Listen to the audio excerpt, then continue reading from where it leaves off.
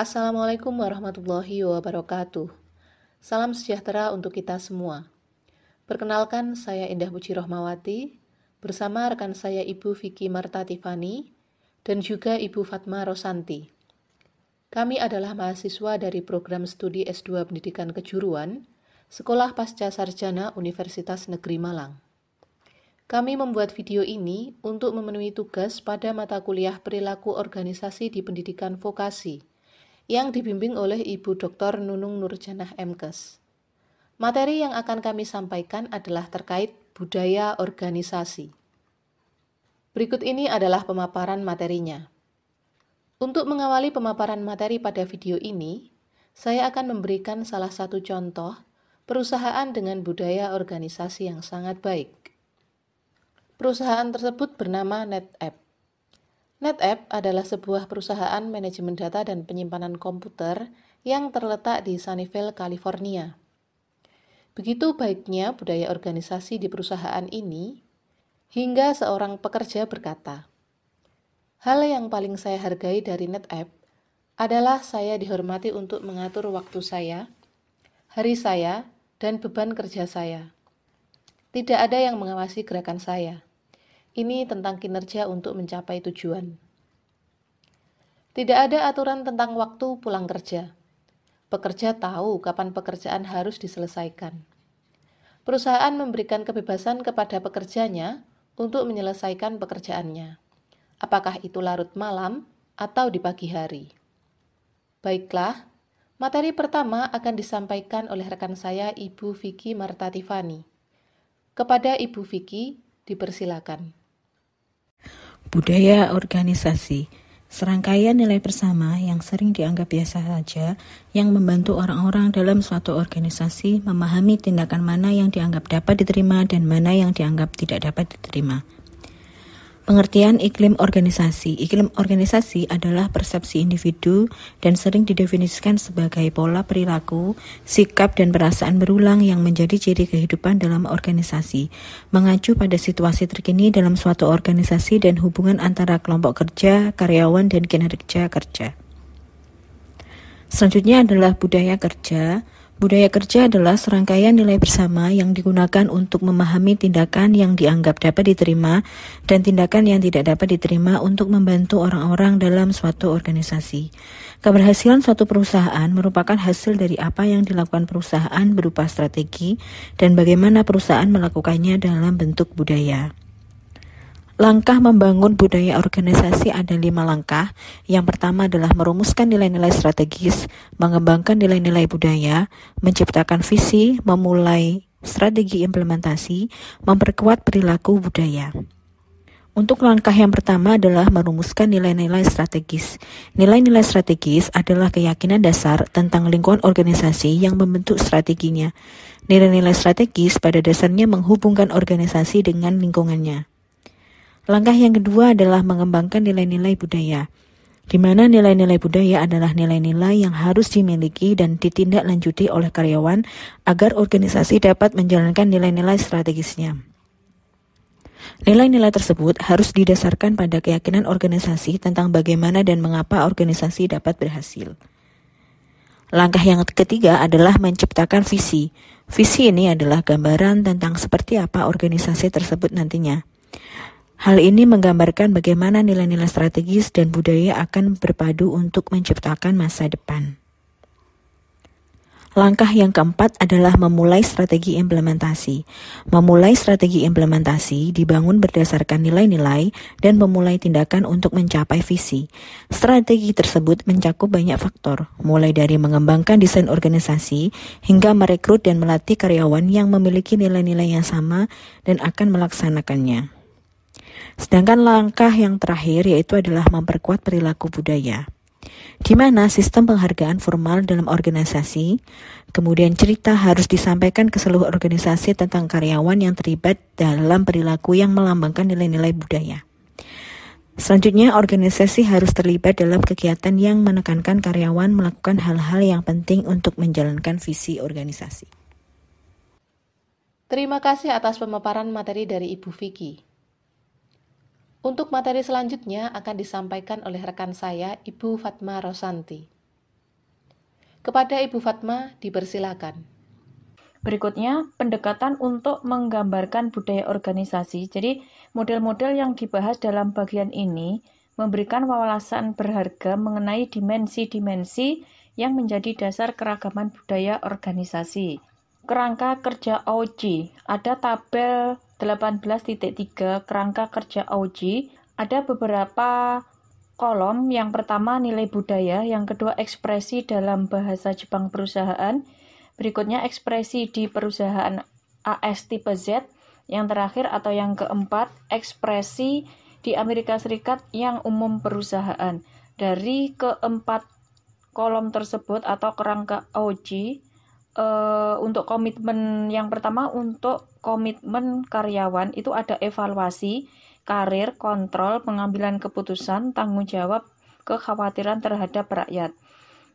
Untuk ekspresi dalam bahasa Jepang perusahaan, mulai pekerjaan seumur hidup, lambat dan kualitatif, sangat luas, implisit dan informal, kelompok dan konsensus, kelompok holistik.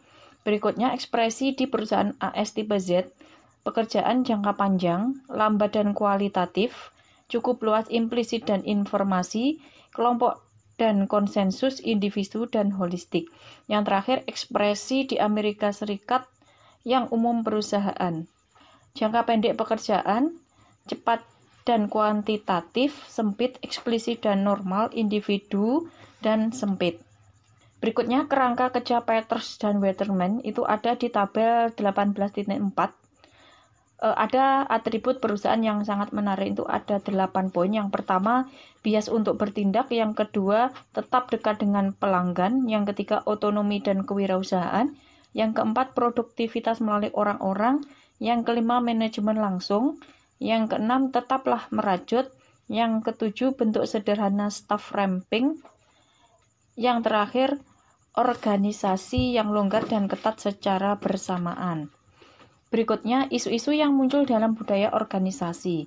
Seiring dengan terus berlanjutnya penerapan budaya organisasi, budaya tersebut pasti akan berubah dan mengembangkan perspektif baru. Banyak ide baru tentang lingkungan produktif yang dibangun berdasarkan pandangan sebelumnya.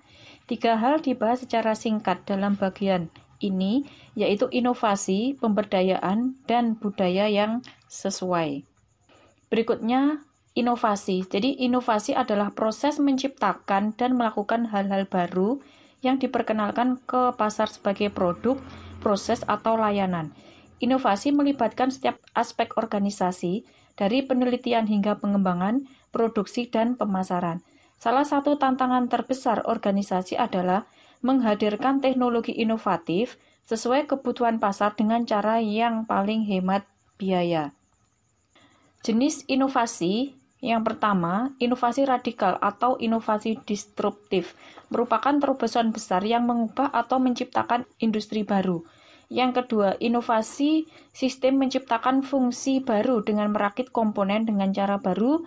Yang ketiga, inovasi inkremental, melanjutkan peningkatan teknis dan memperluas penerapan inovasi radikal dan sistem. Pemberdayaan. Pemberdayaan adalah proses yang memungkinkan pekerja untuk menetapkan tujuan mereka sendiri, membuat keputusan, dan memecahkan masalah dalam lingkup tanggung jawab dan wewenang mereka. Berikutnya, budaya yang sesuai.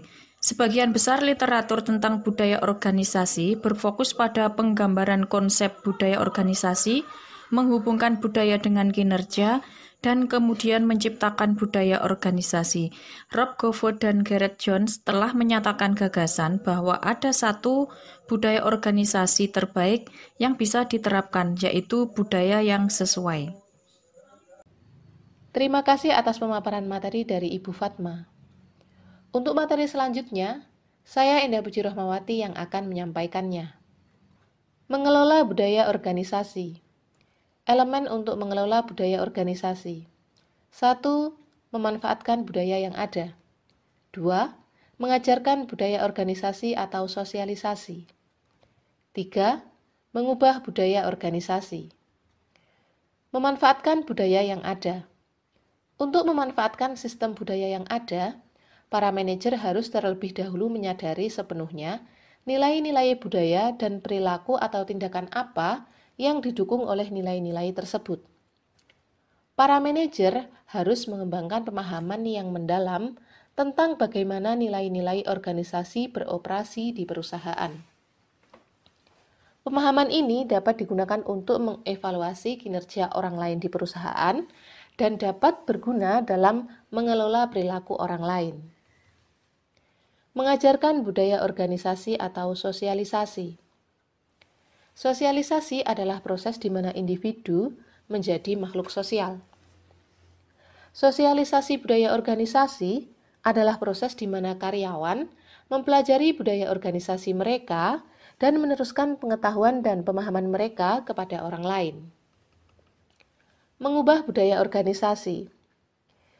Elemen untuk mengubah budaya organisasi: 1. Mengelola simbol. Budaya organisasi dipahami dan dikomunikasikan melalui penggunaan cerita dan media simbolik lainnya. 2. Kesulitan perubahan. Mengubah budaya perusahaan adalah proses yang panjang dan sulit, tetapi harus tetap dilakukan agar sesuai dengan kebutuhan saat ini. 3. Stabilitas perubahan. Proses perubahan budaya perusahaan dimulai dengan kebutuhan akan perubahan dan bergerak melalui periode transisi, di mana upaya dilakukan untuk mengadopsi nilai-nilai dan keyakinan baru. Pemaparan materi kami bersumber dari buku Organizational Behavior, Managing People and Organizations, 11th edition, oleh Ricky W. Griffin dan Gregory Moorhead. Demikian pemaparan materi dari kami terkait budaya organisasi. Semoga bermanfaat. Terima kasih atas perhatiannya. Semoga sehat, bahagia, dan sukses selalu. Wassalamualaikum warahmatullahi wabarakatuh.